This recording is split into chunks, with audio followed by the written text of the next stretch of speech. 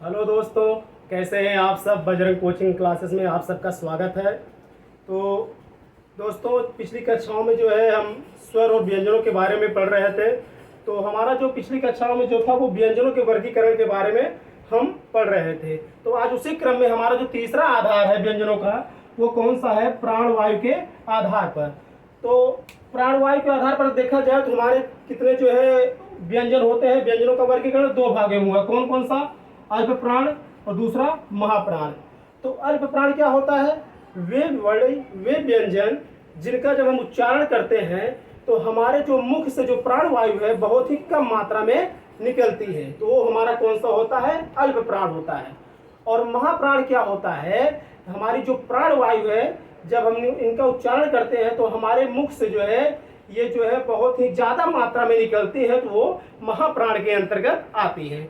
अब ये देखिए, अल्प प्राण में हमारे कौन कौन से वर्ण जाते हैं? वर्ण आते हैं अल्प प्राण में हमारे जो है कौन कौन से आते हैं? प्रत्येक वर्ग का पहला, तीसरा और पांचवा वर्ण। ठीक, इसके साथ साथ हमारा अंतस्थ व्यंजन आते हैं। अंतस्थ कितने होते हैं? अंतस्थ हमने पिछली कक्षाओं में आपको बताया था 4 होते हैं। कौन कौन से? य, र, ल और व, ये हमारे अंतस्थ हो गए।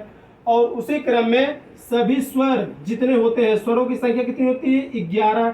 सभी स्वर भी जो है हमारे अल्प प्राण के अंतर्गत आते हैं। टोटल कितने हो गए? प्रत्येक वर्ग का पहला, तीसरा और पांचवा वर्ण। तो वर्ग कितने होते हैं? तो वर्ग हमने बताया था वर्ग 5 होते हैं। क वर्ग, च वर्ग, ट वर्ग, त वर्ग और प वर्ग। तो प्रत्येक वर्ग के 3-3 वर्ण। तो वर्ग कितने हैं? 5। तो 15 ये हो गए। ठीक, 15 हमारे ये हो गए।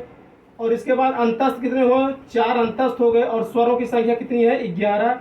तो टोटल मिला के ये कितना हुआ? टोटल मिला के ये कितने हो गए? 30। तो इसका मतलब हमारे अल्प प्राण कितने होते हैं? टोटल 30 होते हैं।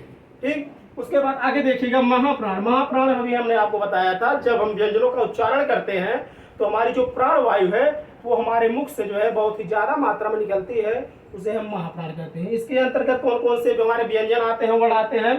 तो प्रत्येक वर्ग का दूसरा और चौथा वर्ण आता है। और उसी के साथ ऊष्म व्यंजन जो है वो भी महाप्राण में आते हैं। ऊष्म व्यंजन कितने होते हैं? 4। कौन कौन से? श, श, स और ह। तालव्य शकार, मूर्धन्य शकार, दंत शकार और है, ये 4 वर्ण जो हमारे ऊष्म व्यंजन के आते हैं। तो महाप्राण में कितने हो गए? प्रत्येक वर्ग का दूसरा और चौथा वर्ण, मतलब प्रत्येक वर्ग के 2-2 वर्ण। तो वर्ग कितने हैं? 5। तो 5 दूनी 10 वर्ण इसके हो गए, प्लस उस व्यंजन के 4। मतलब इन अगर जोड़ दिया जाए तो टोटल 14 वर्ण किसके होते हैं? हमारे महाप्राण के होते हैं। ठीक, तो ये हमारा किस आधार पर हो गया? ये हमारा प्राणवायु के आधार पर हो गया। और इसी क्रम में जो है हम अब इसी क्रम में हम चौथा वर्ग देखेंगे कि उच्चारण के आधार पर। देखिए, एक चीज ध्यान दीजिएगा, उच्चारण अलग होता है और उच्चारण स्थान जो है अलग होता है। उच्चारण मतलब क्या होता है? देखिए, उच्चारण जो हम बोलते हैं या ध्वनि जो हमारे मुख से निकलती है, और उच्चारण स्थान मतलब उच्चारण करने पर इनका क्या स्थान है, वो उच्चारण स्थान कहलाता है। ठीक, इसी क्रम में देखिए चौथा जो है हमारा क्या है?